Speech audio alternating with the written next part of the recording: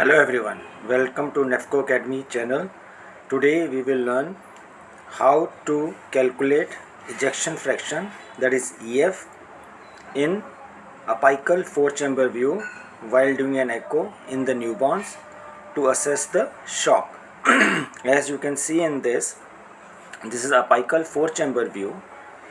So first and foremost thing is you should be capturing the LV in total, like it should be upright, and inner walls, the full complete chamber should be clearly visible, and you should be able to see the movement of mitral valve opening and closing, and it should be very clear. So you should have a good view of apical 4-chamber. Then we, in this EF, that is ejection fraction by Simpson's method, we calculate the difference between the volume ejected out from LV in systole. So we calculate in 2D the area of LV in end diastole, that is the end diastolic volume, and area of LV in end systole, that is end systolic volume. Volume machine automatically derives from the area which we calculate in 2D. So it is a derived value. So what is end diastolic volume? When we say it is end diastolic volume, it is when we scroll the ball on the machine by saving the clip in apical 4-chamber view. So when the LV cavity is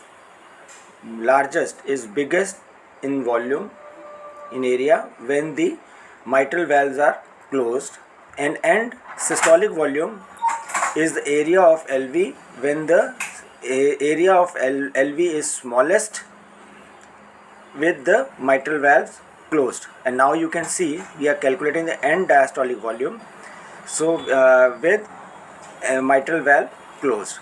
So from where we should start? We should start from the inner medial end of the mitral valve where it is attached to the septal node. From there you trace the inner wall of LV and go till the lateral point where the mitral valve is attached to the lateral wall of LV. And as you can see, these area of LV will be divided into very small segments, and hence the machine drives, by cubing it, the machine drives the volume of LV in end diastole. Similarly, as you can see now, the LV area has gone down small with the mitral valve closed. So this is your LV, machine will calculate the LV volume in end systole. So here again we start tracing the LV inner wall from medial end, from where the mitral valve is attached till the lateral leaflet is attached, and then when we press the button, so it automatically traces the area of LV in end systole.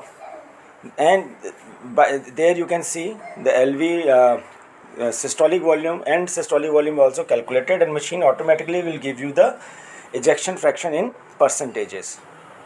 Basically it is the volume of LV in diastole minus the volume of LV in end systole divide by volume of LV in end diastole times 100. So this gives you the ejection fraction by Simpson's method. So this is how we calculate. As you can see this, the ejection fraction is proportion of ventricular content which is ejected during systole is the ejection fraction, and it is expressed in percentages. And as you can see in the formula, basically it is the various segments of LV in systole and diastole which are cubed to derive the volume, and they have been presented as percentage.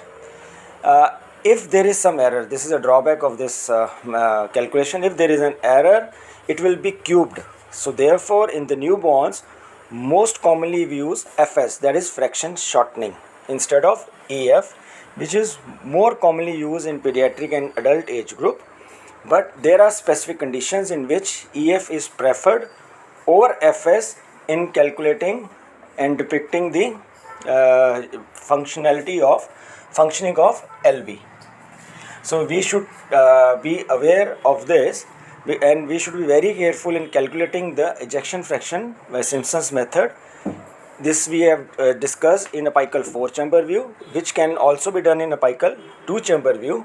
But all the errors, if we get any error, it will be cubed. So the normal value of EF in the newborns is 35% to 55%, and the gradation of that you can see in this table. So if it is less than 35%, that means the LV functions are on the lower side. So by average we take 50% to be a normal in the term newborn baby. In the preterm it is around 40 to 45. If the ejection fraction is high, more than 55 or 60%, so one of the reason may be that intraventricular volumes are low. So therefore you are getting the ejection fraction volumes higher. So this is, now we will see in this video or the live demo that how we calculate. So this is what I am showing is how to place the probe on the baby's chest for apical 4-chamber view. The pointer is pointing at 2 to 3 o'clock position, just below the nipple of the left side, and you will with this you will obtain your apical 4-chamber view. This is the view we commonly use to calculate ejection fraction in the newborns, and this is what you see. It is upright apical 4-chamber view you are seeing. So we have stopped, we have freezed it, and now we are scrolling with the trackball, and what we want is we want LV with the maximum area with the mitral valves closed. So that will be your end diastolic volume, that what we will calculate. So if we are fixed here, you can see the whole inner cavity of LV with the LV full can be seen, which is upright, and in the prerequisite is your mitral valves should be closed. Then with the calculation we will trace the LV cavity. So for that, what we will do, we will go to the calculations. As you can see on the right upside of this video, and the upper hand, we'll go to the dimensions. Every machine has got different way of doing it. Here there is a EF volume calculation, so we will select that. After selecting, it will give you two options: the end diastolic volume in apical 4-chamber, end systolic volume apical 4-chamber, and end diastolic volume in 2-chamber, end systolic volume in 2-chamber. So we will choose apical 4-chamber end diastolic volume. So when we select that, a cursor will appear on my screen that I will take it where the mitral inner leaflet, the medial leaflet, is attaching to interventricular septum. There I will click, and hence once it gets fixed there, we will trace the cavity of LV from the inner surface of the heart, inner wall of the heart. We will trace the whole cavity as you are seeing in this video, that we have been tracing this yellow line, what you are seeing, the inner cavity of LV and end diastole, and it goes till where the lateral leaflet of mitral valve is attached. And now when you click, what machine does, it divides the cavity of LV into small segments, and hence it will calculate the volume of LV in end diastole, which you can see is 2.24 ml.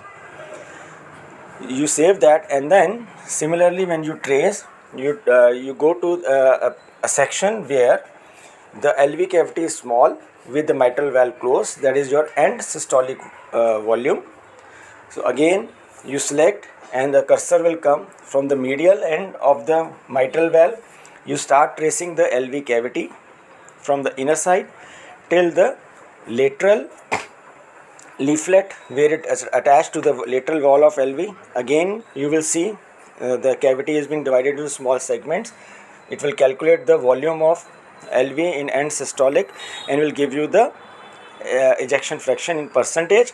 As you can see in this, it is around 49% in this baby.